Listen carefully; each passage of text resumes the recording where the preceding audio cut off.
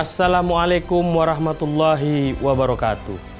Imawan dan imawati di seluruh penjuru Indonesia yang kami cintai dan kami banggakan. Alhamdulillahirabbil alamin. Rasa syukur patut dipanjatkan kepada Allah Subhanahu wa taala bahwa Ikatan Mahasiswa Muhammadiyah saat ini tiba di usia 60 tahun. Dinamika sejarah telah menjadi saksi bagaimana ikatan ini melintasi setiap periode zaman lalu tiba dalam usia setengah abad. Dalam momentum penuh hikmat itu, penting menghadirkan soal kemana gerap-derap langkah IMM di masa depan.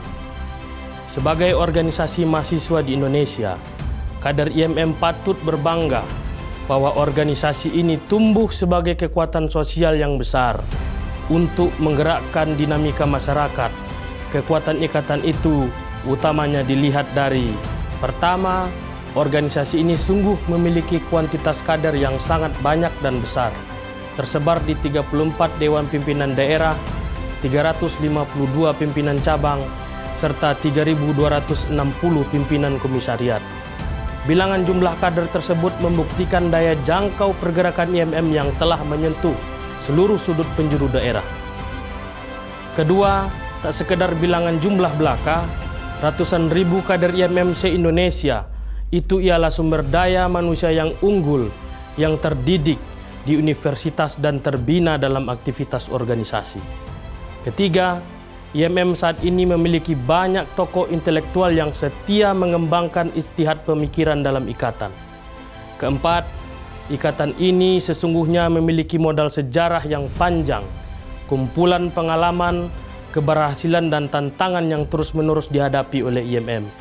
Kelima, IMM saat ini telah memiliki relasi yang cukup luas, baik dalam Persyarikatan Muhammadiyah, institusi pemerintahan, NGO, dan relasi yang lain.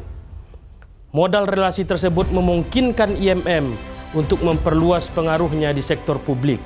Seluruh potensi tersebut kini seyogianya menjadi modal dasar untuk merancang arah langkah IMM di masa depan. Sebagai bagian dari ijtihad menjalani masa depan, IMM kami memandang terdapat beberapa agenda strategis yang perlu dilakukan oleh IMM. Pertama, IMM dari tingkat pusat hingga komisariat harus melakukan transformasi organisasi, perubahan fundamental dalam wilayah struktur, budaya, strategi dan proses operasional organisasi. Kedua, IMM niscaya perlu melakukan modernisasi perkaderan, memperbaharui dan menata ulang sistem agar senafas seiring dengan perkembangan zaman. Ketiga, sebagai bagian dari gerakan intelektual, IMM perlu terus memperkuat daya kritis dan kreatif para kader. Keempat, di masa depan, IMM sepatutnya membangun kemandirian ekonomi demi memastikan kelangsungan dan keberlanjutan organisasi.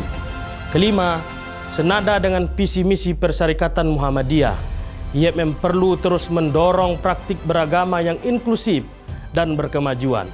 IMM harus terus hadir di tengah-tengah umat untuk menciptakan kerukunan sosial serta mengatasi tantangan-tantangan sosial.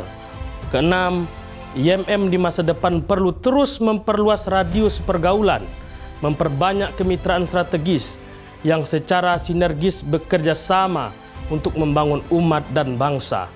Ketujuh, sebagai bagian tak terpisahkan dari rakyat, IMM niscaya harus terus merawat basis sosial masyarakat.